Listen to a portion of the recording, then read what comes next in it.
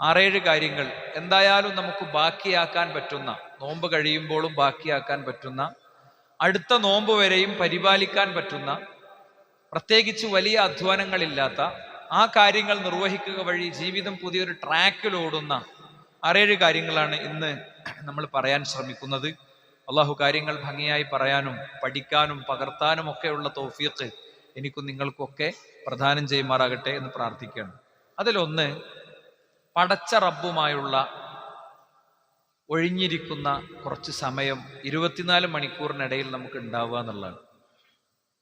ബാക്കിയൊക്കെ ഒഴിവാക്കിയിട്ട്, നമ്മുടെ ദുന്യാവിൻ്റെ ചിന്തകളില്ല, നമ്മളെ സെൽഫോണില്ല, എവിടെ എപ്പോഴും ഉണ്ടാകുന്ന സാധനം സെൽഫോണാണ്, ആ സെൽഫോണില്ല, വേറെ ഒന്നുമില്ല, പടച്ചവനുമായി അഭിമുഖ സംഭാഷണം നടത്തുന്ന കുറച്ച് സമയം ഉണ്ടാകുക അല്ലേ. നമുക്കതിനെ 3 വാചകത്തിൽ പറയാം: ദുആ, തൗബ, ഇസ്തിഗ്ഫാർ.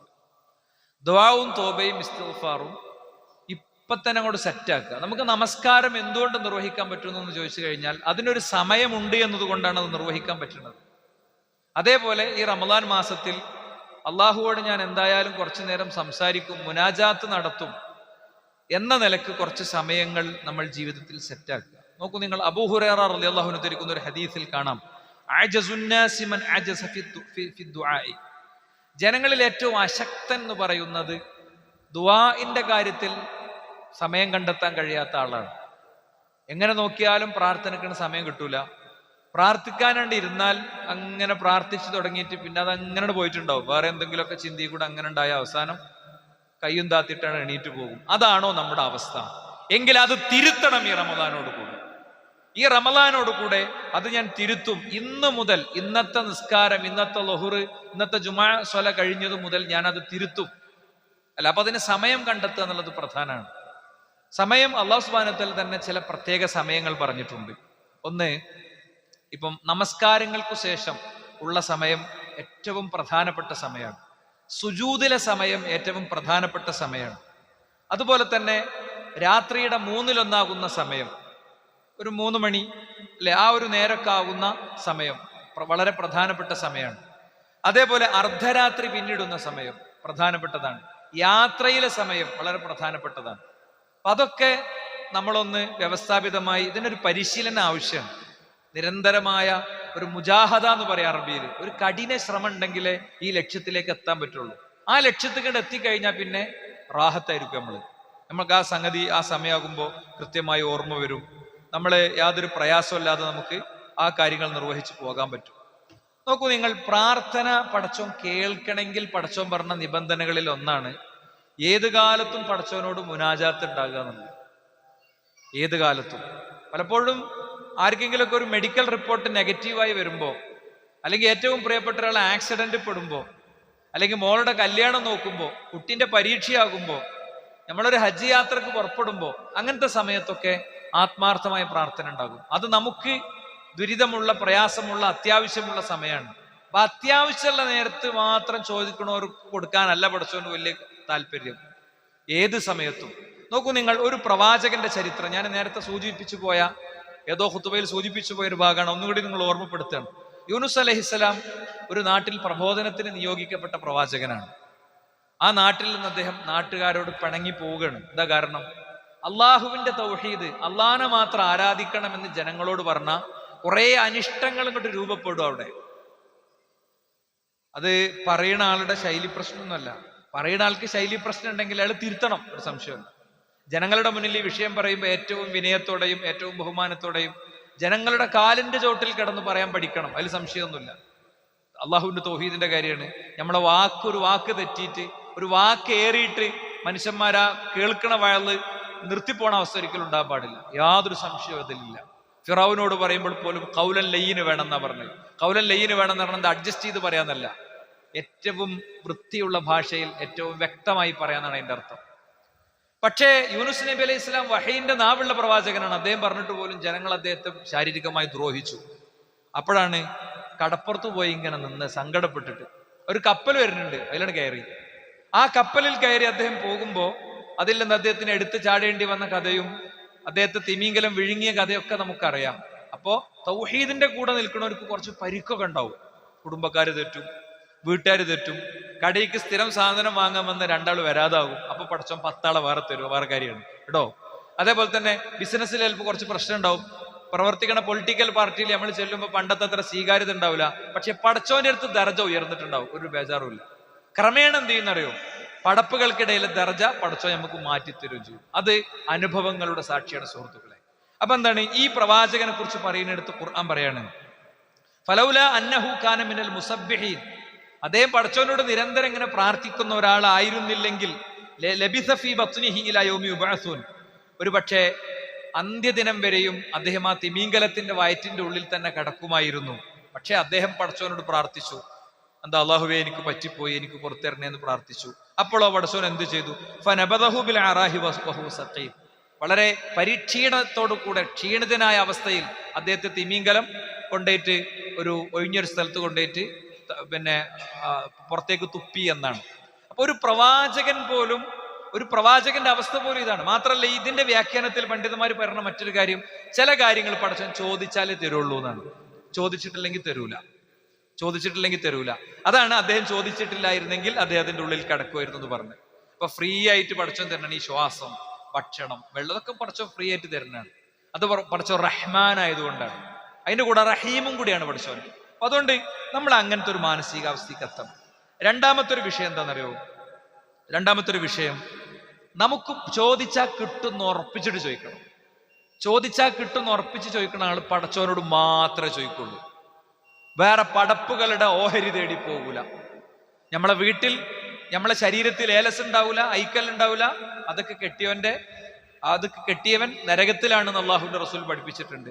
മാത്രല്ല അവന് 40 ദിവസത്തെ നിസ്കാരം നഷ്ടപ്പെടുന്നു പഠിപ്പിച്ചിട്ടുണ്ട്. ആരെങ്കിലും ജീവിതത്തിന്റെ പരിസരത്തുണ്ടെങ്കിൽ ഇന്നട് നിർത്തിക്കോളൂ, ഒരു നഷ്ടം നിങ്ങൾക്ക് വരൂല. ചില അസ്വസ്ഥതയും ബുദ്ധിമുട്ടൊക്കെ ഉണ്ടാകും. എന്താ ചെയ്യാറിയോ, ശൈത്താൻ ചില ബുദ്ധിമുട്ടൊക്കെ ഉണ്ടാക്കും. സൂറത്തുൽ ബഖറ ശരിക്കാണ്ട് ഓതുക, ആയത്തുൽ കുർസി നിരന്തരം പാരായണം ചെയ്യുക, സൂറത്തുൽ ഫലഖ്, സൂറത്തുൽ ഇഖ്ലാസ് ഇതൊക്കെ നന്നായി കയ്യിൽ ഊതിയിട്ട് നന്നായി തടവുക. അല്ലാതെ ജിന്നി ബീവിന്റെ അടുത്തേക്കും ജിന്നുമ്മാന്റെ അടുത്തേക്കും പോകലൊന്നുമല്ല പരിഹാരം. മനസ്സിലായില്ലേ? അപ്പോ ഇത് ഒഴിവാക്കാത്തൊരു വ്യക്തിയെ സംബന്ധിച്ചിടത്തോളം പ്രാർത്ഥനക്ക് ഉത്തരം കിട്ടൂല. പടച്ചോൻ ഉത്തരം തരുമെന്ന പൂർണ്ണ വിശ്വാസത്തോടെ നിങ്ങൾ പ്രാർത്ഥിക്കണം.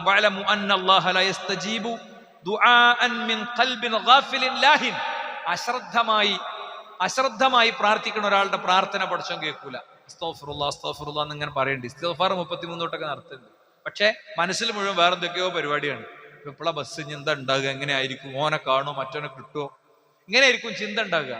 അള്ളാഹു ഇപ്പൊ നിങ്ങൾ തന്നെ ആലോചിച്ച് നോക്ക്, നമ്മളോട് ഒരാൾ ഇങ്ങനെ വർത്താനം പറയാണ്, വേറെ സ്ഥലത്തേക്ക് ഇങ്ങനെ ശ്രദ്ധിച്ചിട്ട് നമ്മളോട് വർത്താനം പറഞ്ഞാൽ നമുക്ക് പറ്റുമോ? അങ്ങനെയാണെങ്കിൽ സ്രഷ്ടാവായ റബ്ബിന് പറ്റുമോ? അസ്തഗ്ഫിറുല്ലാഹ് എന്ന് പടച്ചോനോട് ചോദിക്കുക, മനസ്സ് മുഴുവൻ അതിലും പോവുക. അപ്പൊ നമ്മുടെ പ്രാർത്ഥനയെ അങ്ങനെയുള്ള കുറച്ച് വൃത്തിയുള്ള രീതിയിലേക്ക് ഈ ഒരു റമദാൻ കൊണ്ട് നമുക്ക് സെറ്റ് ചെയ്യാൻ പറ്റണം. അപ്പൊ ഇങ്ങനെ പ്രാർത്ഥിക്കുമ്പോൾ പെട്ടെന്ന് മനസ്സിൽ നിന്ന് പോയിട്ടുണ്ടാവും. അപ്പൊ നമ്മൾ രണ്ടാമത് വീണ്ടും തിരിച്ചു കൊണ്ടുവരണം, അല്ലേ? ഇപ്പൊ പള്ളി കയറുമ്പോൾ ദിക്ർ മറന്ന് എന്താ ചെയ്യാ, നേരെ ഒന്നും കൂടി ഇറങ്ങിയിട്ട് വീണ്ടും കയറിയിട്ടാണ് പ്രാർത്ഥിച്ചാണ് കയറുക. വണ്ടി കയറുമ്പോൾ ദിക്ർ മറന്ന് എന്താ ചെയ്യാ, വണ്ടിയിൽ നിന്ന് ചൊല്ലുക, അല്ലേ? അത് ചൊല്ലുക. അതാണ് ഭക്ഷണത്തിലെ പ്രാർത്ഥന മറന്നപ്പോ ആ പ്രാർത്ഥനക്ക് പകരം റസൂലുള്ള പ്രാർത്ഥന പഠിപ്പിച്ചെന്നു. അങ്ങനെ അത്തരം ശക്തമായ ഒരു രീതിയിലേക്ക് നമ്മൾ പോകുക എന്നുള്ളതാണ്. പ്രാർത്ഥന വിശ്വസിച്ചുകൊണ്ട് ചെയ്യാന്നുള്ളതിന്റെ ഏറ്റവും നല്ല ഉദാഹരണമാണ് ഇബ്രാഹിം നബി അലൈഹി സ്വലാം. അദ്ദേഹം വയോധികനായിട്ടും പടച്ചോനോട് എന്താ പ്രാർത്ഥിച്ച്, റബ്ബി ഹബ്ലി മിനസ് സ്വാലിഹീൻ. മെഡിക്കലി ഒരു കുഞ്ഞുണ്ടാകാനുള്ള എല്ലാ സാധ്യതയും അവസാനിച്ച വയോധികനായിരിക്കെ തന്നെ. പലപ്പോഴും ഈ വിഷയം പറയുമ്പോൾ എനിക്ക് പറയാൻ തോന്നാറ് ഇതാണ്, നമ്മളെ സൊഫിൽ ഇരുന്നിട്ട് 90 വയസ്സായക്കാരൻ ഒരു പടച്ചോനെ എനിക്കൊരു സ്വാലിഹായ കുട്ടീനെ തരണേന്ന് പറഞ്ഞാല് ആ ശബ്ദം അപ്പുറത്തിരിക്കുന്ന ആൾ കേട്ടാലേ അയാൾ ഇങ്ങനെ ഒരു ചെറിയ ചിരി ചിരിച്ചിട്ട് വേറെ ആളോട് പറയും, പാവാണ്, ഇപ്പോഴും പ്രാർത്ഥിക്കും. അല്ലെങ്കിൽ പറയാം, എന്താ പിളക്കഥ, ഇനിയിപ്പോൾ അയാൾ പ്രാർത്ഥിച്ചിട്ട് എന്താ കാര്യം, അല്ലേ? പക്ഷെ അദ്ദേഹം ആത്മാർത്ഥമായിട്ട് പ്രാർത്ഥിച്ചപ്പോ, ഒരു കുട്ടീനെ ചോദിച്ചപ്പോ 2 കുട്ടീനെ പടച്ചോൻ കൊടുത്തതിൽ നമുക്ക് കിട്ടേണ്ടത് എന്താ? കുട്ടിയെ ഉണ്ടാവൂല എന്നൊരു പക്ഷെ ഡോക്ടർ പറഞ്ഞൊരു കേസ്. നമ്മളിങ്ങനെ വിചാരിക്കാം, മെഡിക്കൽ സയൻസിലാണ്ട് തലീക്ക് എടുത്തിട്ട് എടുക്കേണ്ട മാതിരി എടുത്താൽ മതി, എടുക്കേണ്ട അളവിൽ എന്തായാലും എടുക്കണം, അതിൽ സംശയമൊന്നുമില്ല. നമ്മളാകെ ടെൻഷനായിട്ട് നമ്മൾ നല്ലോണം പ്രാർത്ഥിച്ച പടച്ചോൻ ആ പ്രാർത്ഥനക്ക് ഉത്തരം തരും.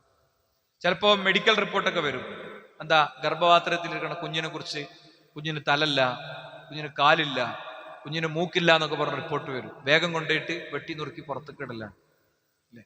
ഞാനിവിടെ പറഞ്ഞിട്ടുണ്ട് മുമ്പ്, എൻ്റെ ഫോണിൽ എല്ലാ ഇടവേളയിലും ഒരു കുട്ടിയുടെ കൊച്ചു വീഡിയോ ഇങ്ങനെ അയക്കുന്ന ഒരു മനുഷ്യണ്ട്. ഇതുപോലത്തെ ഒരു വെള്ളിയാഴ്ച അദ്ദേഹം എന്നെ വിളിച്ചു. കുട്ടിക്ക് തലച്ചോറില്ല എന്നാണ് ഡോക്ടർ പറയണേ, ഒഴിവാക്കാനാണ് പറയണത്. ഞാൻ പറഞ്ഞു, കുട്ടിക്ക് തലച്ചോറില്ലെങ്കിൽ എന്തുണ്ടെങ്കിലും കുട്ടിക്ക് റൂഹൂതപ്പെട്ടാൽ പിന്നെ കുട്ടീനെ എടുത്ത് പുറത്ത് കിടാൻ പാടില്ല. കുട്ടി തലച്ചോറില്ലാതെ ജനിച്ചിട്ട് കുട്ടി മരിച്ചോട്ടെ, അല്ലെങ്കിൽ കുട്ടി ജീവിച്ചോട്ടെ. നിങ്ങൾക്ക് അള്ളാഹു ഒരു പരീക്ഷണം തന്നാണ്, തോൽക്കാൻ പാടില്ല കേട്ടോ എന്ന് പറഞ്ഞാൽ. ഇല്ല മൗലവി, തോൽക്കൂല എന്നാണ്. ആ കുട്ടിന്റെ വീഡിയോ ഉണ്ട്. ഏറ്റവും ബുദ്ധിയുള്ള, ഏറ്റവും സമർത്ഥനായ നല്ലൊരു കുട്ടി. ഇടയ്ക്കിടയ്ക്ക് എനിക്ക് മൂപ്പർ ഇങ്ങനെ വിട്ടുതരും. മനസ്സിലായില്ല? എന്റെ ഫോണിലുണ്ട്, ഞാൻ വേണമെങ്കിൽ കാണിച്ചിട്ട് വേണ്ടത്. അതുകൊണ്ട് വിശ്വസിച്ചാണ് ചോദിച്ചാൽ പടച്ചോനെടുത്ത് തരും.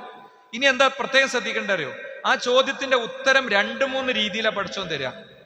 എന്താണ്? ഒന്ന്, ചോദിച്ച ചോദ്യത്തിന് എന്നെ അപ്പൊ തന്നെ ഉത്തരം കിട്ടും.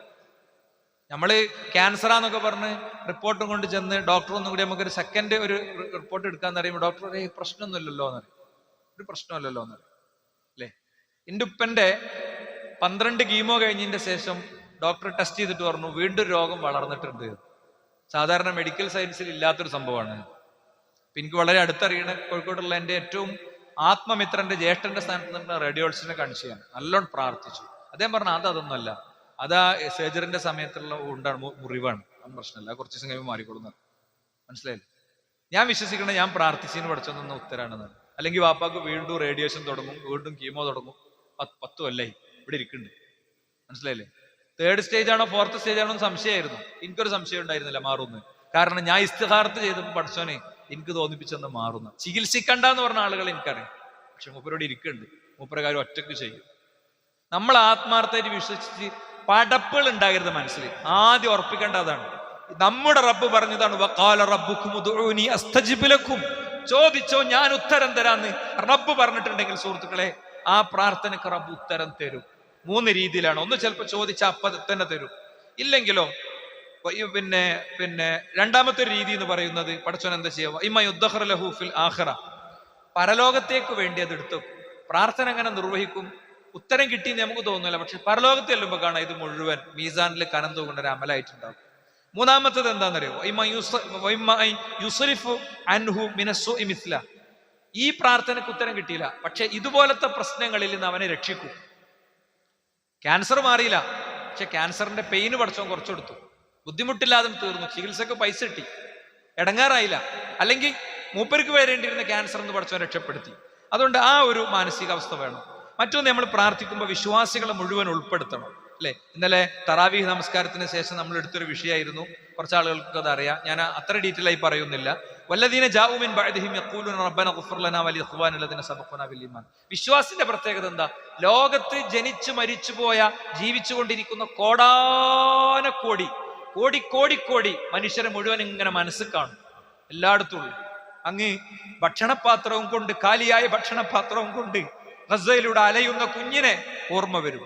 കാലിത്തീറ്റ കഴിഞ്ഞ് ജീവിക്കുന്നവർ ഓർമ്മ വരും.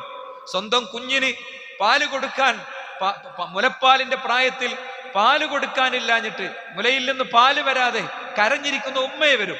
കരഞ്ഞ് കരഞ്ഞ് കണ്ണടക്കുന്ന കുഞ്ഞിനെ കാണുന്ന ആ സമൂഹത്തെ ഓർമ്മ വരും. ഓരോരുത്തരെയും ഓർമ്മ വരും.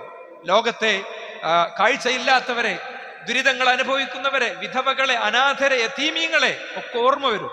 ഒരേപോലെ ഓർമ്മ വരും. നമുക്ക് ഫീൽ ചെയ്ത ഏതെങ്കിലും വ്യക്തിനല്ല, എല്ലാവരും ഓർത്തുകൊണ്ടാ പ്രാർത്ഥിക്കുക. അങ്ങനെ ഒരാളുടെ അസാന്നിധ്യത്തിൽ അയാൾക്ക് വേണ്ടി പ്രാർത്ഥിച്ചാലുള്ള ഗുണം എന്താണ്? അള്ളാഹുവിന്റെ റസൂൽ സ്വല്ലല്ലാഹു അലൈഹി വസല്ലമ തങ്ങൾ നമ്മളോട് പഠിപ്പിച്ചു. ഒരു മലക്കിനെ അള്ളാഹു ഏർപ്പെടുത്തിയിട്ടുണ്ട്. ആ മലക്ക് അൽ മുവക്കൽ, ഏൽപ്പിക്കപ്പെട്ട ആ മലക്ക് പ്രാർത്ഥിക്കും, വലക ബിമിസിൽ, നിനക്കും ഉണ്ടാകട്ടെ എന്ന്. അതുകൊണ്ട് തന്നെ ഇമാം നവവി റഹിമഹുല്ല പറയുന്നുണ്ട് സലഫിന്റെ രീതി, സലഫുകളിൽപ്പെട്ട ആളുകൾ, വകാന ബഅദു സലഫ് ഇദാ അറാദ അൻ യദഉവ ലിനഫ്സിഹി, സ്വന്തത്തിനു വേണ്ടി പ്രാർത്ഥിക്കാൻ ഉദ്ദേശിച്ചാൽ അവർ ചെയ്തിരുന്ന കാര്യം, യദ്ഉ ലി അഖീഹി അൽ മുസ്ലിം, തന്റെ മുസ്ലിമായ സുഹൃത്തിനു വേണ്ടി പ്രാർത്ഥിക്കും. എനിക്ക് ക്യാൻസർ ഉണ്ട്, ഇനി രോഗം മാറണമെന്ന് പ്രാർത്ഥിക്കുന്നതിന് മുമ്പ് പടച്ചോനെ ക്യാൻസർ ഉള്ള എന്നാളത് മാറ്റി കൊടുക്കണമെന്ന് പ്രാർത്ഥിക്കും. അപ്പൊ എന്താ, നിന്റെതും മാറ്റി തരട്ടെ എന്ന് പടച്ചോൻ പ്രാർത്ഥിക്കും, പടച്ചോന്റെ മലക്ക് പ്രാർത്ഥിക്കും എന്നുള്ളതാണ് അതിന്റെ കാരണമായി പറഞ്ഞത്. സുഹൃത്തുക്കളെ, പശ്ചാത്താപത്തിന്റെ ഘട്ടാണ്. റസൂലുള്ളാഹി പറഞ്ഞു 3 വട്ടം ആമീൻ പറഞ്ഞു മിമ്പർ കയറുമ്പോ. 3 വട്ടം ആമീൻ പറഞ്ഞതിൽ ഒന്നെന്താണ്? ഒന്ന് മാത്രം നമുക്കിപ്പോ പറയാം, സമയത്തിന്റെ സംഗതി പരിഗണിച്ചിട്ട്. എന്താ, റമളാൻ മാസത്തിൽ ജീവിച്ചിട്ട് പുറത്ത് കിട്ടിയില്ല, അങ്ങനത്തെ ആള് അവസാനത്തെ ഖുത്ബ വരെ നീട്ടിവെക്കണില്ല. ഇസ്തിഗ്ഫാർ കേട്ടോ, നമ്മൾ ഓരോരുത്തരും ആലോചിക്കുക. എന്താണ്? അൽ മആസി സിൽസിലത്തുൻ ഫീ ഉനുഖിൽ ആസി ലാ യകുഫുഹു മിൻഹാ ഇല്ലൽ ഇസ്തിഗ്ഫാർ വത്തൗബ. ഓരോ പാപം ചെയ്യുന്നവന്റെ കഴുത്തിൽ കെട്ടി തൂക്കപ്പെട്ടതാണ്. അതിൽ നിന്ന് അവൻ രക്ഷപ്പെടുന്നത്, അതിന്റെ പരിക്കിൽ നിന്ന് അവൻ രക്ഷപ്പെടുന്നത്. വീണാല് കൈ പൊട്ടും. പാപത്തിനും ഇതുപോലത്തെ പരിക്കുണ്ട്. നമ്മൾ നേരത്തെ പറഞ്ഞിട്ടുണ്ട്. ഇൻഷാ അല്ലാഹ് അടുത്ത ആഴ്ചകളിൽ വീണ്ടും ആവർത്തിച്ച് പറയാം. ആ പരിക്കുകളിൽ നിന്ന് രക്ഷപ്പെടണമെങ്കിൽ ഇസ്തിഗ്ഫാർ മാത്രമാണ് വഴി. വഹുവല്ലദീ യഖ്ബലു തൗബത അൻ ഇബാദി വയഅഫു അനിസ് സയ്യിആത്ത് വയഅലമു മാ തഫ്അലൂൻ. അല്ലാഹു നിങ്ങൾ തൗബ ചെയ്താൽ തൗബ സ്വീകരിക്കും. അതുകൊണ്ട് പാപം എന്ന വാഹനത്തിൽ കയറിയിരിക്കുകയാണ് നബിയെ. ഇർതകബതു അലൽ ഖതാ ഗൈറ ഹസ്രിൻ വഅദത് ലാ കാഷ്കു ഫീഹി യാ സയ്യിദി ഖൈറൻ നബി എന്ന ഒറ്റ വാക്കുമതി മാലെടുത്ത് പുറത്തേക്കറിയാൻ. ഒരു വിശ്വാസിയുടെ എല്ലാം നഷ്ടപ്പെടുത്തുന്ന വാചകമാണത്. അള്ളാഹുവിന്റെ റസൂൽ ഓരോ ദിവസവും 100 വട്ടം അള്ളാഹിനോട് ഇസ്തിഗ്ഫാർ നടത്തിയത്. എന്നിട്ട് ആ പ്രവാചകനോട് തേടുന്ന വരികൾ അതൊരിക്കലും ഉണ്ടായിക്കൂടാ. ബദറിലേക്കാണ് നമ്മൾ പോകുന്നത്, അല്ലെ? ബദറിന്റെ ഓർമ്മകളിലേക്കാണ്. ബദർമാല പാടുന്ന ആളുകൾ ഉണ്ടാവാറുണ്ട്. അതുമായി ബന്ധപ്പെട്ട വിഷയങ്ങളിൽ സഹകരിക്കുന്നവരുണ്ടാകാറുണ്ട്. ധീരമായ തീരുമാനം എടുക്കുക. നിങ്ങൾ എന്ത് സാമൂഹിക പദവിയിൽ നിൽക്കുന്ന ആളാണെങ്കിലും അള്ളാഹ്ക്ക് ഇഷ്ടമുള്ള പരിപാടി അല്ലത്. ബദർ 17 വൈകുന്നേരത്തെ മക്കത്തെ അവസ്ഥ, ബദറിലെ അവസ്ഥ എന്താ? 14 ആൾ മരിച്ചു കിടക്കുന്നു. അവർക്ക് ഖബർ കുത്തുന്നു. കുറെ ആൾക്ക് വെട്ടേറ്റിരിക്കുന്നു. മുറിവിൽ നിന്ന് രക്തം വരുന്നു.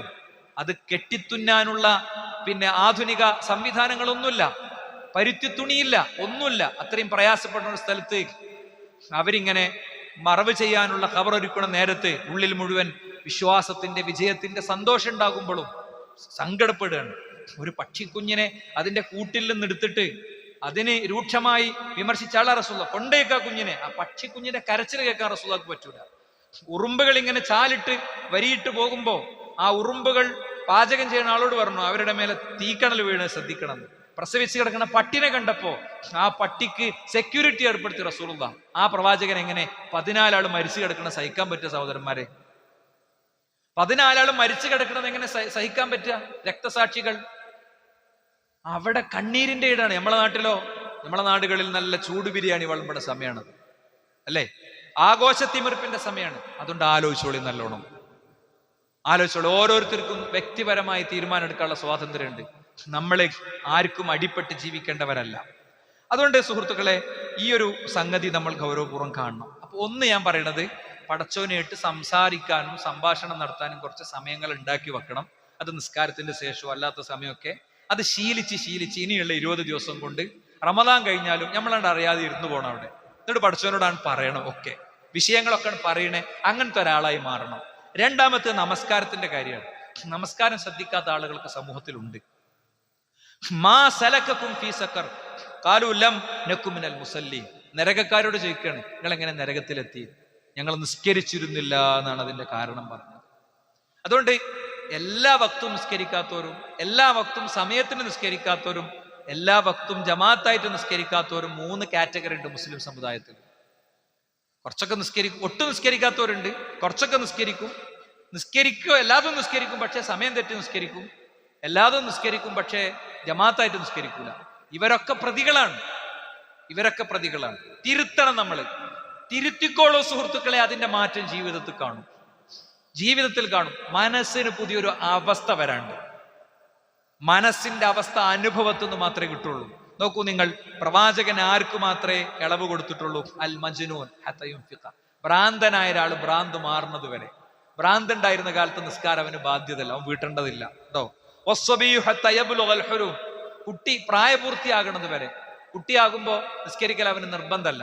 പിടിച്ച് പ്രായപൂർത്തിയാണിന്റെ മുമ്പ് കണ്ണുരുട്ടിയൊന്നും നിസ്കരിപ്പിക്കണ്ട. പ്രോത്സാഹിപ്പിച്ചും സമ്മാനം കൊടുത്തും കൂടെ നിർത്തിയും നിസ്കരിച്ച നിസ്കാരത്തെ പ്രശംസിച്ചും ഒക്കെ പതിയെ എല്ലാ തെറ്റുമല്ല, ഏറ്റവും ഗൗരവമുള്ള തെറ്റുകൾ തിരുത്തി കൊടുത്തും അങ്ങനെയാണ് കൊണ്ടുവരേണ്ടത്.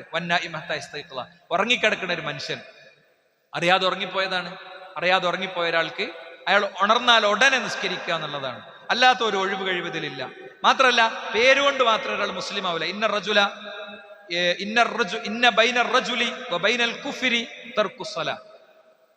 കുഫറിന്റെയും ഒരു വ്യക്തിയുടെയും ഇടയിൽ നിസ്കാരാണ്. എന്ന് പറഞ്ഞാൽ നിസ്കാരം ഒഴിവാക്കിയവൻ കാഫറായി. നിസ്കാരം ഒഴിവാക്കിയാൽ അവൻ കാഫറായി. നിഷേധ സ്വഭാവത്തിൽ ഒഴിവാക്കുകയാണെങ്കിൽ അവനെ കൊല്ലണം എന്നാണ് ഇസ്ലാമിക നിയമങ്ങളിൽ കാണുന്നത്. അതുകൊണ്ട് തന്നെ അത് ജമാഅത്തായിട്ട് നിർവഹിക്കുക എന്നുള്ളതാണ്. മൻ സമിഅ ഹയ്യാൽ അൽ ഫലാഹ്. ഒരാൾ ഹയ്യാൽ അൽ ഫല കേട്ടാൽ ഫലം യുജിബ്, അവൻ അതിന് ഉത്തരം കൊടുത്തില്ലെങ്കിൽ ഫഖദ് തറക സുന്നത മുഹമ്മദിൻ സ്വല്ലല്ലാഹു അലൈഹി വസല്ലം, പ്രവാചക തിരുമേനിയുടെ സുന്നത്തിനെ അവൻ ഒഴിവാക്കിയിരിക്കുന്നു.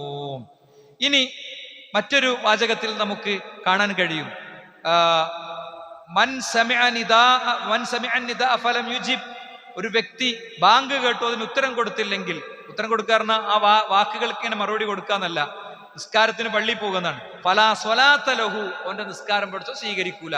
ഇല്ലാ മിൻ ഉദ്റിൻ,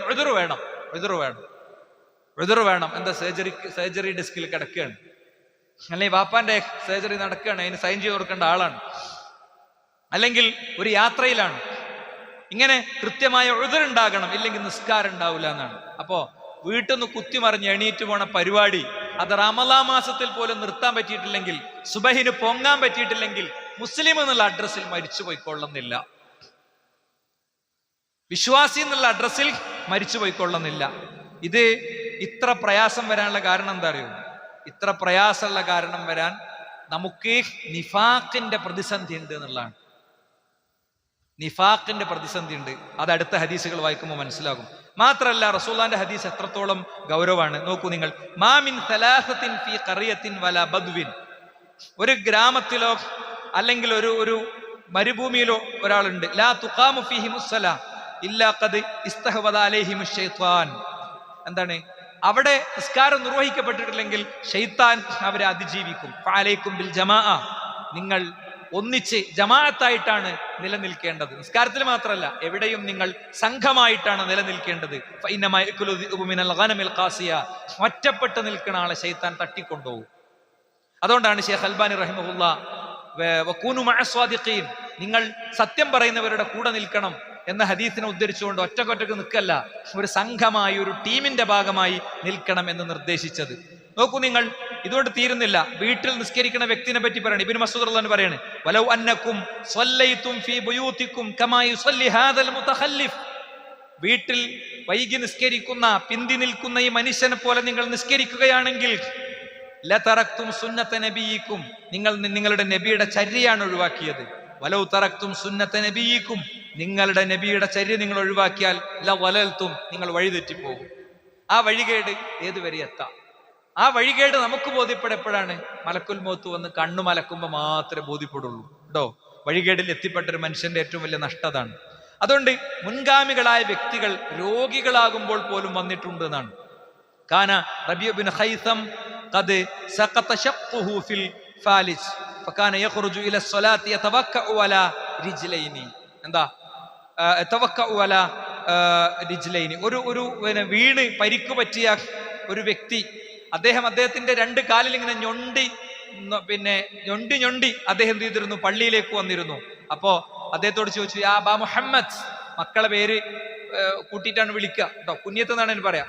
അങ്ങനെ വിളിക്കുമ്പോ ഖദ് റുഖിസ ലക അൻ തുസല്ലി ഫീ ബൈതിക്, നിങ്ങൾക്ക് വീട്ടിൽ നിസ്കരിക്കാനുള്ള ഇളവുണ്ടല്ലോ എന്ന് പറഞ്ഞപ്പോ, അൻത മഅദൂർ, നിങ്ങൾക്ക് ഉദ്റുണ്ട് എന്ന് പറഞ്ഞപ്പോ അദ്ദേഹം പറയാ, ഹുവ കമാ തഖൂലൂൻ, നിങ്ങൾ പറഞ്ഞത് ശരി തന്നെയാണ്. വലാകിൻ അസ്മഉൽ മുഅദ്ദിൻ യഖൂൽ, മുഅദ്ദിൻ പറയുന്നത് ഞാൻ കേൾക്കുന്നു, ഹയ്യാല സ്വലാ ഹയ്യാലൽ ഫലാ എന്നൊക്കെ പറയുന്നത് ഞാൻ കേൾക്കുന്നു. ഫമൻ ഇസ്തതാഅ അൻ യുജിബുഹു വലൗ സഹ്ഫൻ ഔ ഹബ്വൻ ഫൽയഫ്അൽ, അത് കേൾക്കുന്ന വ്യക്തി മുട്ടിലിഴഞ്ഞിട്ടോ ചന്തിയിൽ നിരങ്ങിയിട്ടോ ആണെങ്കിലും നിസ്കാരത്തിന് ജമാഅത്തിന് പോകണം എന്നാണ്. അത് എനിക്കറിയാം, അള്ളാഹുവിന്റെ റസൂൽ പഠിപ്പിച്ചിട്ടുണ്ട്. ഞാൻ രണ്ട് കാലിൽ ഇങ്ങനെ ഞൊഴിഞ്ഞാണല്ലോ വരുന്നത്, മുട്ടിൽ കഴിഞ്ഞ് വരണം എന്നാണ് അള്ളാഹുവിന്റെ റസൂൽ പറഞ്ഞത്. പിന്നെ എങ്ങനെ ഞാൻ മാറി നിൽക്കുക എന്നാണ് അദ്ദേഹത്തിന്റെ ചോദ്യം. അതുകൊണ്ട് ജമാഅത്ത് നിസ്കാരത്തെ ഈ ഒരു റമളാൻ മാസം കൊണ്ട് നമുക്ക് സുഹൃത്തുക്കളെ സെറ്റാക്കി എടുക്കാൻ പറ്റണം. നോക്കൂ, അതിൽ തന്നെ അഫ്ളലുള്ള ഒരു രൂപം നോക്കൂ നിങ്ങൾ. മൻ സ്വല്ല 40 യൗമൻ ഫീ ജമാഅത്തിൻ, 40 ദിവസം തുടർച്ചയായി ജമാഅത്തിൽ പങ്കെടുത്തു. യുദ്രിക്കു തക്ബീറത്തുൽ ഊല, ഒന്നാമത്തെ തക്ബീർ കിട്ടി, വൈകി എത്തിയില്ല.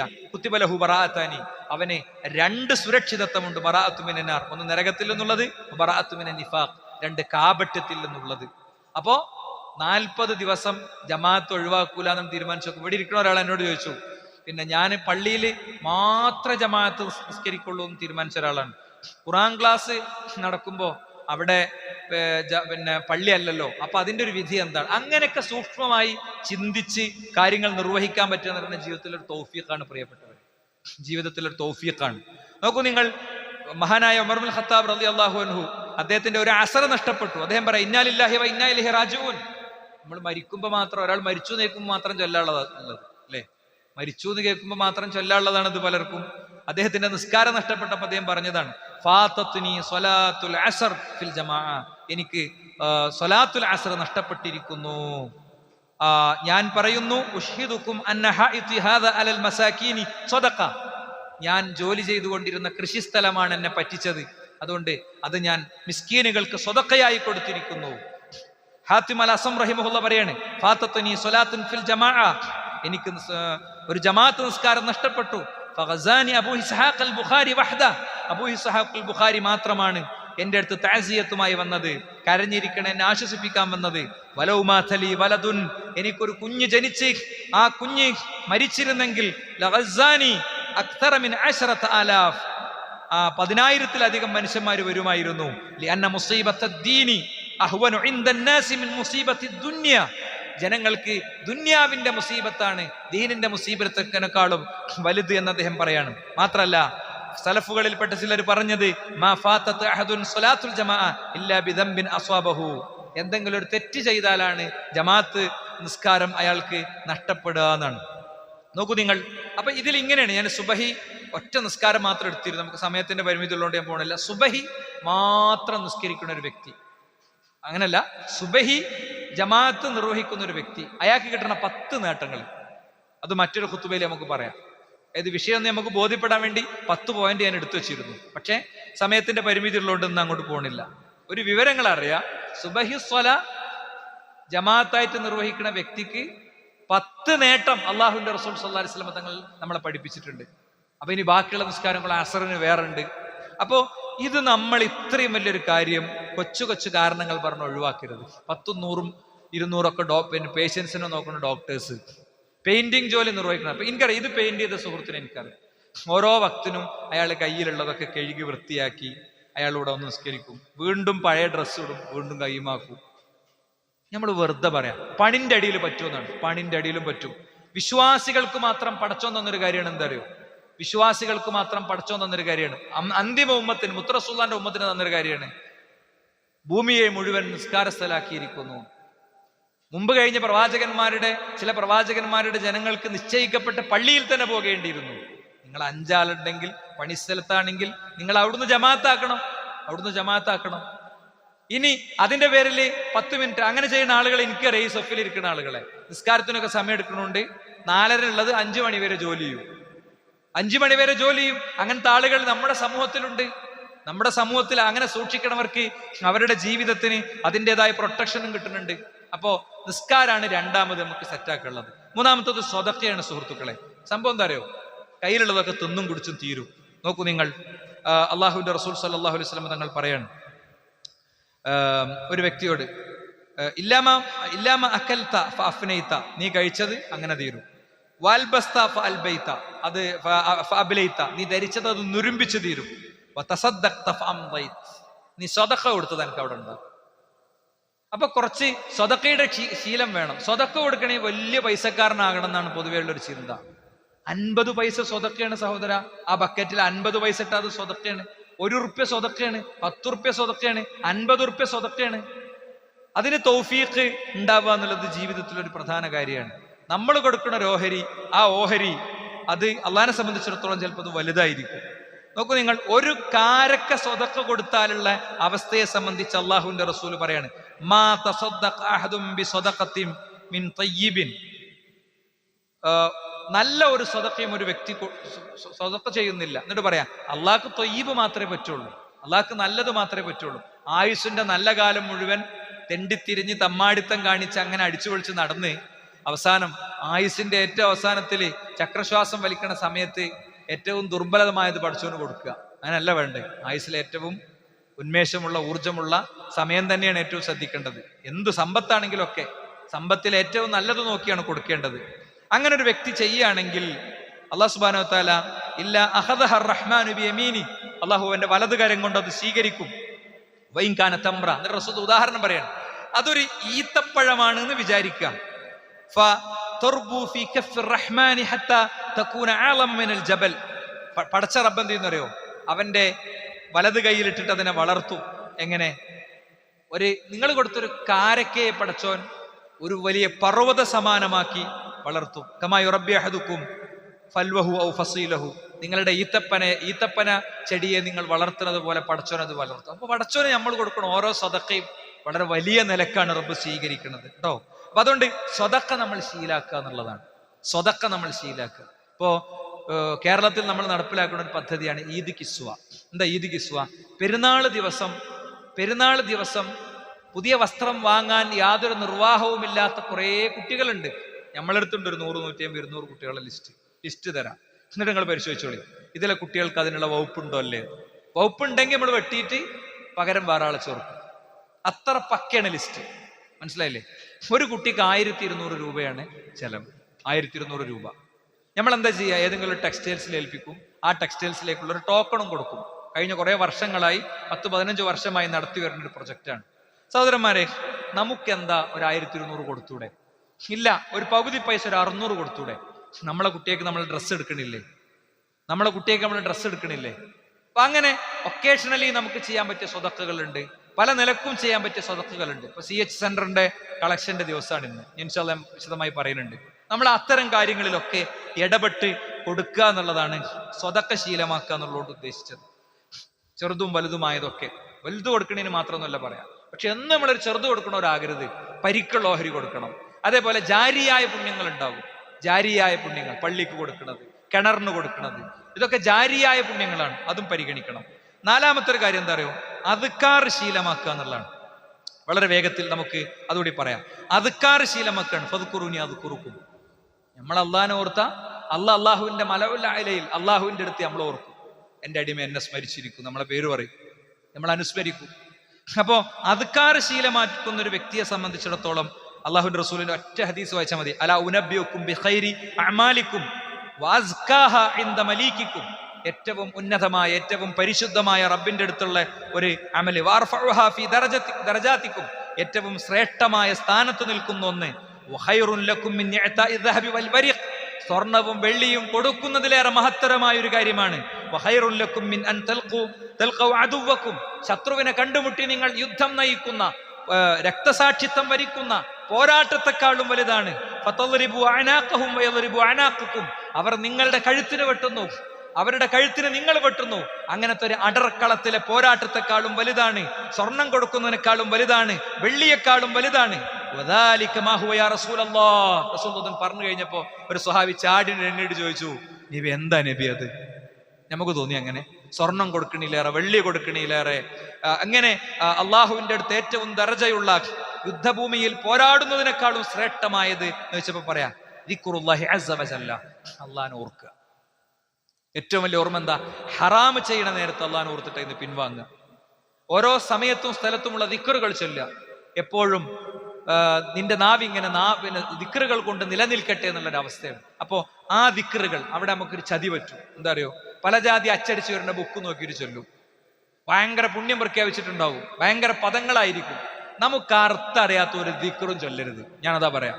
കാരണം പല ദിക്റിലും ശിർക്കും കുഫ്റൊക്കെ ഒളിഞ്ഞു കിടക്കുന്നുണ്ട്. അതുകൊണ്ട് സ്വഹീഹായത് മാത്രം ക്രോഡീകരിച്ചത് കിട്ടും. ജമീൽ എന്ന് പറഞ്ഞിട്ടൊരു ആപ്പ് ഉണ്ട്. അത് നിങ്ങൾ ഡൗൺലോഡ് ചെയ്താൽ അദ്കാറിന്റെ ഒരു വിൻഡോ ഉണ്ട്. എല്ലാം സ്വഹീഹായ അദ്കാറുകളാണ്. സ്വഹീഹായ ദിക്ർ തന്നെ ഇഷ്ടം പോലെ ഉണ്ട് സുഹൃത്തുക്കളെ. താജ് സലാത്ത്, പലജാതി ഏർപ്പാടുകളാണ് അല്ലെ. ഇതിന്റെയൊക്കെ അസൽ എന്താ? ആരത് പഠിപ്പിച്ചേ? ദിക്റിൽ ഒരു ദിക്ർ പോലും നല്ലതല്ലേ എന്ന് കരുതി നമുക്ക് ഉണ്ടാക്കാൻ പറ്റുമോ? പറ്റൂല. അങ്ങനെയാണെങ്കിൽ മുത്ത റസൂലുള്ളാഹി സ്വല്ലല്ലാഹു അലൈഹി വസല്ലം നിങ്ങൾ ഉണ്ടാക്കേണ്ടിയിരുന്നു. ഉണ്ടാക്കിയിട്ടില്ല. അള്ളാഹു പറഞ്ഞു കൊടുത്തത് നമ്മളെ പഠിപ്പിച്ചിട്ടേ ഉള്ളൂ. അതുകൊണ്ട് സഹോദരന്മാരെ, ഇത്തരം കാര്യങ്ങൾ നമ്മൾ ശ്രദ്ധിക്കണം. 5-മത്തെ കാര്യം ഖുർആൻ പാരായണമാണ്. കഴിഞ്ഞ ഖുത്ബയിൽ വിശദമായിട്ട് നമ്മൾ പറഞ്ഞു, ഞാൻ ഒന്നും പറയണില്ല. ഖുർആൻ പഠിക്കണ ശീലത്തേക്ക് എത്തണം. ഇപ്പൊ കഴിഞ്ഞ ചൊവ്വാഴ്ച, അതിന്റെ മുമ്പത്തെ ചൊവ്വാഴ്ചത്തെക്കാളും ആളുണ്ടായിരുന്നു ഇവിടെ. കുറെ സുഹൃത്തുക്കളൊക്കെ വന്നു. 1 മണിക്കൂർ ഖുർആൻ പഠിക്കാൻ ചെലവാക്കണം നമ്മൾ പറയണത്. അത് പറിച്ചെടുത്തു കൊടുത്തോളിയും പടച്ചോൻ 10,000 മണിക്കൂറായി തിരിച്ചു തരും 2 ലോകത്തുനിന്ന്. മാത്രല്ല ഒരു ഫർള് വീട്ടിലും നടക്കും. 6-മത്തെ കാര്യം എന്താ അറിയോ? സുന്നത്ത് നമസ്കാരങ്ങളാണ് ശീലാക്കുക. രാത്രിയിലും പകലുമായി 12 റക്അത്ത് നിസ്കരിക്കുന്ന ഒരാള് ബനാലഹു ബിഹിന്ന ബൈതൻ ഫിൽ ജന്ന, സ്വർഗത്തിലൊരു വീടുണ്ടാക്കി കൊടുക്കും. ഏതൊക്കെ? 4 റക്അത്ത് ളുഹറിന്റെ മുമ്പ്, 2 റക്അത്ത് ളുഹറിന്റെ ശേഷം, മഗ്രിബിന്റെ ശേഷം 2 റക്അത്ത്, ഇശാഇന്റെ ശേഷം 2 റക്അത്ത്, സുബഹിന്റെ മുമ്പ് 2 റക്അത്ത്. ഇതാണ് റവാത്തിബ് സുന്നത്ത്, ഏറ്റവും മുഖ്യമായ സംഗതി എന്ന് പറയുന്നത്. അത് നമ്മൾ വീട്ടിൽ നിന്ന് നിർവഹിക്കലാണ് ഏറ്റവും അഫ്ളൽ. വീട്ടിൽ നിന്ന് നിർവഹിക്കലാണ്. വാച്ചിക്ക് ഇങ്ങനെ നോക്കിയപ്പോൾ വിറകത്ത് പോകും അല്ലേ എന്നുള്ളൊരവസ്ഥ, അങ്ങനത്തെ ഒക്കെ ഒരു അവസ്ഥയ്ക്ക് എത്താത്ത സമയത്തോളം നമ്മൾ വീട്ടിൽ നിന്ന് നിർവഹിക്കലാണ് എപ്പോഴും നല്ലത്. അപ്പൊ അത് എന്നും നിർവഹിക്കാൻ പറ്റുന്നവരുണ്ടാകും, ഇടക്ക് നിർവഹിക്കാൻ പറ്റുന്നവരുണ്ടാകും. പരിശീലിച്ചു വരിക. ഏഴാമത്തെ കാര്യം എന്താ അറിയോ? മികച്ച സാമൂഹിക ബന്ധങ്ങൾ ഈ റമളാൻ മാസം കൊണ്ട് സംഭവിക്കേണ്ട കാര്യമാണ്. എല്ലാ തെറ്റും പണക്കൊക്കെ തീർത്തോളി, ഇല്ലെങ്കിൽ പടച്ചോ ഒന്നും സ്വീകരിക്കൂല, ഒന്നും പടച്ചു കൊടുക്കൂല, ഒരു അമലും ഉയരൂല, അള്ളാഹുവിൻ്റെ അടുത്ത് നിന്ന് സ്വീകരിക്കപ്പെടൂല. നമ്മള് വെറുതെ മനസ്സിൽ ഇങ്ങനെ കൊണ്ടെടുക്കണം, എല്ലാവരും പോയി കണ്ട് സലാം പറഞ്ഞ് തീർക്കുക. അത് ഈ ഒരു കാലത്ത് നമുക്ക് ഉണ്ടാകേണ്ടതാണ്. 8, തിന്മകളിൽ നിന്ന് രക്ഷപ്പെടാനുള്ള വഴികൾ കണ്ടെത്തുക. ഇൻഷാ അല്ലാഹ് അടുത്ത ഖുതുബകളിൽ അതിനെക്കുറിച്ച് നമ്മൾ വിശദമായിട്ട് പറയും. ഇപ്പൊ ഫോണ് തിന്മന്റെ വലിയൊരു സംഭവമാണ്. യൂട്യൂബ് ഡീആക്ടിവേറ്റ് ചെയ്യണമെങ്കിൽ ചെയ്യാം, നെറ്റില്ലാത്ത ഫോൺ ഉപയോഗിക്കണമെങ്കിൽ അത് ഉപയോഗിക്കുക. അങ്ങനെ ആ ഒരു തിന്മയുടെ പ്രേരകങ്ങളെ തലയെന്നും മനസ്സൊന്നും രക്തത്തൊന്നും ഒക്കെ ഒഴിവാക്കിയിട്ട് ജീവിതത്തിൽ തിരിച്ച് വരാൻ ശ്രമിക്കുക. ഇപ്പൊ സിഗരറ്റ് വലിക്കുന്ന ആളുകൾ, അവർക്ക് നിർത്താൻ പറ്റിയൊരു സമയമാണ്. ഞാൻ പറയുമ്പോൾ ചില ആളുകൾക്ക് ഭയങ്കര വിഷമം ഉണ്ടാവും എന്ന് എനിക്കറിയാം. പക്ഷെ പരലോകത്ത് നിങ്ങൾ എന്നോട് ചോദിക്കാൻ പാടില്ലല്ലോ, എന്തേ മൗലവി പറയാം, അതുകൊണ്ട് പറയണം. നിർത്താൻ പറ്റും നമുക്ക്. അതിന് മെഡിസിനുകളുണ്ട്, മെഡിക്കൽ സപ്പോർട്ട് ഉണ്ട്, നിങ്ങൾ ബന്ധപ്പെട്ടോളി, ഞാൻ പറഞ്ഞുതരാം പരിഹാരം. നിർത്താൻ നമുക്ക് 100% പറ്റും. ഈ ഇരിക്കണ മുഴുവൻ ആളുകളും പ്രാർത്ഥിക്കും, അല്ലാഹുവേ അങ്ങനത്തെ പ്രതിസന്ധി ഉള്ളവരുണ്ടെങ്കിൽ അവർക്ക് നീ ആ പ്രതിസന്ധി പരിഹരിച്ചു കൊടുക്കണേ റബ്ബേ എന്ന് ആത്മാർത്ഥമായ സുഹൃത്തുക്കളെ നമുക്കൊക്കെ പ്രാർത്ഥിക്കാം. അള്ളാഹു നമ്മിൽ നിന്ന് സ്വീകരിക്കുമാറാകട്ടെ.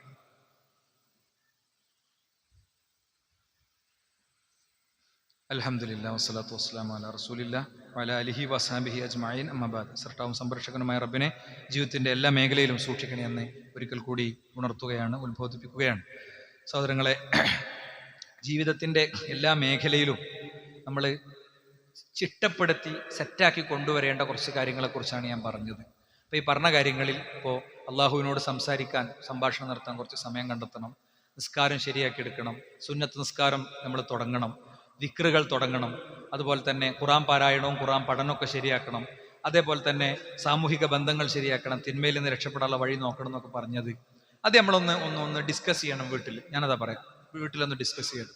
എന്നിട്ട് മക്കളും നമ്മളൊക്കെ എല്ലാ ദിവസവും രാവിലെ സുബൈ സ്വല കഴിഞ്ഞാൽ കുറച്ചു നേരം ഖുർആൻ ഓതുന്ന അവസ്ഥ എല്ലാവരുടെ അടുത്തും ഉണ്ടെങ്കിൽ എങ്ങനെ ഉണ്ടാവും? നടക്കും. ഒന്നിച്ചാണ് ഇതൊക്കെ നിർവഹിക്കാൻ പറ്റുക. ആ കാര്യം നമ്മൾ പ്രത്യേകം ഗൗരവത്തോടെ പരിഗണിക്കണമെന്ന് നിങ്ങൾ എല്ലാവരെയും ഉണർത്തുകയാണ്. അപ്പൊ പഠനത്തിന്റെ കാര്യം പറയുകയാണെങ്കിൽ എല്ലാ ശനിയാഴ്ചയും നമ്മൾ ഒരു 10:30-10:45 ആ സമയത്ത് തുടങ്ങുന്ന ഒരു ക്ലാസ് ഇവിടെ ആരംഭിച്ചിട്ടുണ്ട്. കഴിഞ്ഞ ആഴ്ച ധാരാളം ആളുകൾ ഉണ്ടായിരുന്നു. അൽഹംദുലില്ലാഹ്. ഞാൻ ഒരിക്കലും പ്രതീക്ഷിച്ചില്ല തുടങ്ങണ ക്ലാസ് എന്നുള്ളവർക്ക് പുറത്തുനിന്ന് ഒരാളെ വിളിക്കാൻ എനിക്ക് ധൈര്യക്കുറവുള്ളതുകൊണ്ട് ഞാൻ തന്നെയാണ് ക്ലാസ് എടുക്കുക ചെയ്തത്. അങ്ങനെയല്ല, തുടങ്ങാണല്ലോ, ശനിയാഴ്ചയാണല്ലോ, ആളുണ്ടാകും. ഒരാൾ ദീർഘയാത്ര ചെയ്ത് വന്ന് അവരുടെ മുന്നിൽ ഇരിക്കാൻ, പക്ഷെ ധാരാളം ആളുകൾ പങ്കെടുത്തു. അതിലേറെ വലിയ സന്തോഷം എന്താ വെച്ച് കഴിഞ്ഞാൽ ക്ലാസ്സുമായി ബന്ധപ്പെട്ട് അവർക്കുണ്ടായ ഫീലിങ്സ് എൻ്റെ അടുത്ത് ഷെയർ ചെയ്തു. ഭയങ്കര സന്തോഷം തോന്നി. അടുത്ത ആഴ്ച പിന്നെ ഹാരിസ് ബിൻ സലീമാണ് ക്ലാസ് എടുക്കുന്നത്. നിങ്ങളൊക്കെ ആ ഒരു പരിപാടി, ഒരു ദീനിയായ പഠന സംരംഭം എന്നുള്ള നിലക്കാണ് ഖുത്ബയിൽ തന്നെ ഈ കാര്യം ഓർമ്മിപ്പിക്കുന്നത്. കുടുംബസഹിതം പങ്കെടുക്കുക. സകുടുംബം സ്വർഗത്തിൽ നിന്നാണ് വിഷയം കൊടുത്തിട്ടുള്ളത്. അതുകൊണ്ട് അതിന് സമയം കണ്ടെത്തുക. അതിന് ഷോപ്പിൽ കുറച്ചൊരു തടസ്സം വന്നാലും ഒന്നും വരൂല സഹോദരന്മാരെ, ഒക്കെ പടച്ച് നമുക്ക് റീപ്ലേസ് ചെയ്ത്. നിങ്ങൾ തീരുമാനം എടുത്താൽ തവാക്കുലാകരുത്. തവാക്കുൽ എന്താ? ഒക്കെ പഠിച്ചോ നോക്കിക്കൊള്ളുന്നതാണ് നടക്കുക. അങ്ങനെയല്ല. നമ്മൾ സാധാരണ പണിയെടുക്കണില്ല, കുറച്ചുകൂടി സമയം പണിയെടുക്കേണ്ടി വരും അല്ലേ? അവിടെ ഒരു ബോർഡ് എഴുതിയേക്കേണ്ടി വരും. നമസ്കാരത്തിന് പോയതാണെന്ന് ആ ലോക്കിന്റെ അവിടെ ഒന്ന് എഴുതിയേക്കേണ്ടി വരും. അവിടെ അതൊക്കെ പഠിച്ചോന് അതൊരു മാതൃകയാണ്. അതിന് നമ്മളൊക്കെ തയ്യാറാകണം എന്നാണ് ഈ സന്ദർഭത്തിൽ ഉണർത്തുന്നത്. അള്ളാഹു നമ്മിൽ നിന്ന് സ്വീകരിക്കുമാറാവട്ടെ. അവന്റെ മുഅ്മിനുകളിൽ, മുഖ്ലിസുകളിൽ, മുത്തഖീങ്ങളിൽ അവനെ ഉൾപ്പെടുത്തുമാറാകട്ടെ. ലാ ഇലാഹ ഇല്ലല്ലാഹ് അനുഷ്ഠിച്ച് പിന്നെ ആചരിച്ച് അത് പൂർണ്ണമായും ജീവിതത്തിൽ പകർത്തി ജീവിക്കുന്നവരെല്ലാം അവൻ നമ്മെ ഉൾപ്പെടുത്തുമാറാകട്ടെ. നമ്മുടെ കൂട്ടത്തിലൊരു സഹോദരി, അവര് വളരെ പെട്ടെന്ന് ഒരു ബ്ലോക്കൊക്കെ വന്ന് 2 ബ്ലോക്ക് വന്ന് ICUവിൽ ഇപ്പോഴും ചികിത്സയിലാണ്. നമ്മുടെ പള്ളിയിൽ ജുമാക്കൊക്കെ വരുന്ന ഖുർആൻ ക്ലാസ്സിൽ പങ്കെടുക്കുന്ന ആളാണ്. അള്ളാഹു അവരുടെ രോഗത്തിന് പൂർണ്ണമായ ശമനം നൽകുമാറാകട്ടെ. 100% അവരെ ജീവിതത്തിന്റെ നന്മകളിലേക്ക്, സുരക്ഷിതത്വങ്ങളിലേക്ക് എത്തിക്കുമാറാകട്ടെ. ദീർഘായുസ്സും ആഫിയത്തും അവർക്ക് അള്ളാഹു നൽകുമാറാകട്ടെ. നമ്മുടെ കൂട്ടത്തിൽ രോഗം കൊണ്ട് പ്രയാസം അനുഭവിക്കുന്ന, വലിയ രോഗങ്ങളുടെ ചികിത്സ കഴിഞ്ഞ് മാരകമായ രോഗങ്ങളിൽ നിന്ന് മുക്തി നേടിയ ആളുകളൊക്കെ ഉണ്ട്. അവർക്കൊക്കെ അള്ളാഹു വീണ്ടും അത്തരം രോഗങ്ങളുടെ പരീക്ഷണങ്ങൾ കൊടുക്കാതിരിക്കുമാറാകട്ടെ. അപകട മരണങ്ങളിൽ നിന്നും ദുരന്തങ്ങളിൽ നിന്നും അള്ളാഹു നമ്മെ കാത്തുരക്ഷിക്കുമാറാകട്ടെ. ലോകത്തെമ്പാടും വേദന അനുഭവിക്കുന്ന മുസ്ലിം ജനസഞ്ചയങ്ങൾക്ക് അള്ളാഹു സംരക്ഷകരെ നൽകുമാറാകട്ടെ. ഗസയിലെ, ഫലസ്തീനിലെ, ഖുദ്സിന്റെ മണ്ണിലെ പോരാട്ടങ്ങളെ അള്ളാഹു ശക്തിപ്പെടുത്തുമാറാകട്ടെ. അവർക്ക് ഭക്ഷണവുമായി കാത്തു നിൽക്കുന്ന ട്രക്കറുകൾക്ക് വാതിൽ തുറന്നു കൊടുക്കാനുള്ള വിശാലത ശത്രു രാജ്യത്തിന് അള്ളാഹു നൽകി കൊടുക്കുമാറാകട്ടെ. അതിനുവേണ്ട അന്താരാഷ്ട്ര സമ്മർദ്ദം രൂപപ്പെടുമാറാകട്ടെ. നമ്മളെ വ്യത്യസ്ത നിയമങ്ങളിലൂടെ തകർക്കാൻ ശ്രമിക്കുന്ന ഭരണ സംവിധാനങ്ങളെ അള്ളാഹു പരാജയപ്പെടുത്തുമാറാകട്ടെ. എല്ലാറ്റിൻ്റെ ഇടയിലും വിവേകത്തോടെ യുക്തിയോടെ അതിനെ മുഴുവൻ മറികടന്ന് അത് മുഴുവൻ ഇസ്ലാമിൻ്റെ വളർച്ചയ്ക്ക് കാരണമാകും വിധമുള്ള ഒരു സംഭവമായിരുന്നുവെന്ന് 10 വർഷം കഴിയുമ്പോൾ 50 വർഷം കഴിയുമ്പോൾ ചിന്തിക്കാവുന്ന വിധം നമ്മുടെ രാജ്യത്തെ സാഹചര്യങ്ങൾ അള്ളാഹു നമുക്ക് മാറ്റി തരുമാറാകട്ടെ. اللهم اغفر للمؤمنين والمؤمنات اللهم اعز الاسلام والمسلمين واذل الشرك والمشركين ربنا آتنا في الدنيا حسنه وفي الاخره حسنه ربنا وقنا عذاب النار امين امين برحمتك يا ارحم الراحمين والحمد لله رب العالمين.